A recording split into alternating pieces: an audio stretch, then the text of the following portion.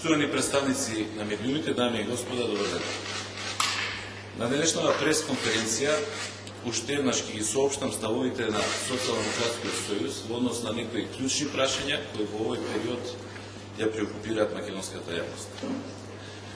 Велам уште еднаш, бидејќи претходно тоа веќе го направија високи представници на партијата. И покрај тоа, во дел од медиумите бев познан дека ме нема во јавноста, дека не ги соопштувам ставовите и дека со самото тоа Социјалдемократскиот сојуз нема јасна позиција. Искрено речено не очекував дека некому толку брзо ќе му недостасува моето присуство. Се шегувам, овие критики ги прифаќам најдобронамерно и целосно се согласувам дека моја должност и обврска е целосна и редовна комуникација со јавноста и ви ветувам дека во наредниот период така ќе биде. Кои се прашањата и кои се ставовите на Социјалдемократскиот сојуз во однос на нив? Прво, предлогот за визната либерализација на Европската комисија го сметаме за голема придобивка на нашата земја.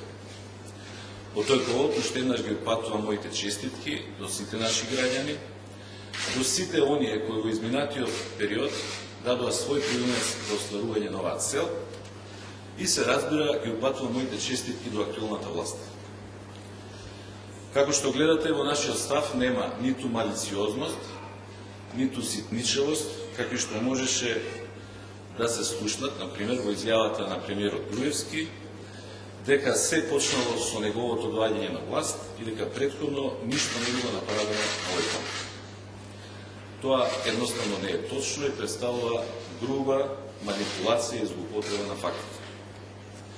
Значи, визната либерализација ја поздравуваме и сега, после ова охрабрување од Брисел, го повикуваме Груевски и неговата влада да се фокусираат на многу поважното прашање. А тоа е, не во кои земји нашите граѓани ќе можат да патуваат, туку во каква земја ќе живеат. На крајот на криштата само дел од граѓаните имаат со што да патуваат, и тоа на краткотраен престој, а сите, и без исклучок, и тоа цел живот, мора од нешто во Македонија да живеат. Не визната либерализација, туку добивањето на датум за преговори е клучниот критериум за напредок во процесот на нашето интегрирање во Европската унија. Да се подсетиме, истекува 4-та година откако го имаме кандидатскиот статус, а се уште не сме ги отпочнале пристапните преговори со ние. Во април 2008 ни беа определени 8-те бенчмаркови, кои требаше да ги исполниме пред презентирањето на годишниот извештај во октомври 2008. Денес сме 21 јули 2009 година. Работата е се уште далеку од завршена. Или, како што изјави државниот секретар во секторот за евроинтеграција, поставен лично од премиерот Груевски, визна либерализација добивме, но евроинтеграцијски премиер се уште немаме. Второ, по средбата во Женева и посетата на медијаторот Мивиц на Скопје и Атина, спорот околу името и процесот на неговото решавање повторно се најде во фокусот на јавноста. Ставот на СДСМ во однос на ова прашање е јасен, познат и непроменлив. Република Македонија треба да влезе во суштински преговори и со намера да се дојде до заедно прифатливо решение. И тука во позициите на СДСМ нема ништо ново. Она што е ново се позициите на господинот Груевски. Имено Груевски конечно ја напушти двојната формула и почна да преговара. Тоа е добро и јас тоа го поздравувам. Преговорите во основа се водат околу истиот предлог на Нимиц од октомври минатата година. И тука логично се поставува прашањето. Зошто изгубивме 9 месеци? Зошто пропуштивме уште еден самит на НАТО и уште еден годишен извештај на Европската унија? Колку не чини како земја и како граѓани оваа задоцнета памет и наетење на Груевски?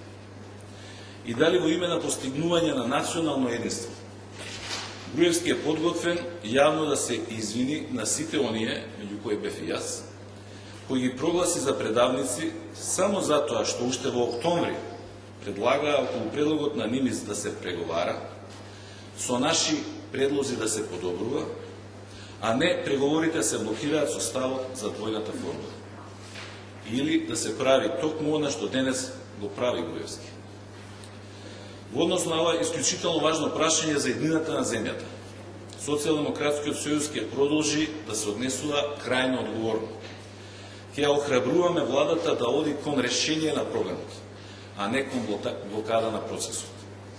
Ќе се воздржуваме од давање на јавни коментари за било какви конкретни предлози, а се со цел да не му наштетиме на процесот или да не бидеме обвинети од Груевски дека на тој начин ја рушиме преговарачката позиција на државата. Трето, од одредени политички партии, но и од одредени медиуми, беше промовирана идејата за влада на широка коалиција или широко поддржана експертска влада, како може начин за излез од тешката политичка и економска криза во која што се наоѓа земјата. Груевски и ВМРО ДПМН веднаш побрзаа да го обвинат СДСМ дека стои за сето тоа. Уште еднаш сакам сосема јасно да соопштам дека Социјалдемократскиот сојуз смета дека тоа се несоодветни и неприфатливи идеи. Република Македонија навистина се соочува и со политичка и со тешка економска, но во никој случај не и со владина криза. Владата на Република Македонија има широко и стабилно двотретинско парламентарно мнозинство. Тоа е доволно силна поддршка за донесување на било каков закон, вклучително на системските закони, па дури и заменување на самиот устав. За дополнителна поддршка нема ниту потреба, ниту логика. Целокупната моќ, но и целокупната одговорност за решавање на тешките проблеми е во рацете на Груевски. Со таа одговорност Груевски мора се соочи. Ако не сега, тогаш на следните парламентарни избори, кога и да бидат. Ви благодарам, а сега стојам на ваше располагање за сите прашања од ваш интерес. Повелете.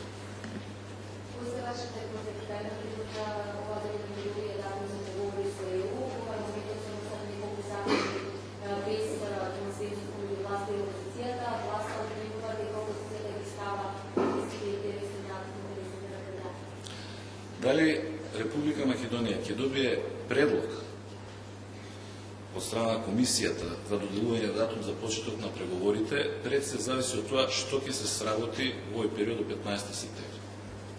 Морам да кажам дека не сум уведен дека е владата или власта во целина целосно мобилизирана за остварување на неопходните стандарди и критериуми пропишани од страна на Европската унија. Гледам дека сосема вообичаено, како секоја година и оваа година, и покрај тоа што се работи 24 часа, 7 дена на неделата, 365 дена во годината, се планира и за влад, и за одмор токму од 1 до 10 и 15 август. Тоа е едниот индикатор. Вториот индикатор е оваа атмосфера што се создава од страна на парламентарното мнозинство, дека законите со така нареченото европско знаменце треба да се донесат што е хитно побрзо и дека опозицијата не смее на било кој начин да го успорува тој процес.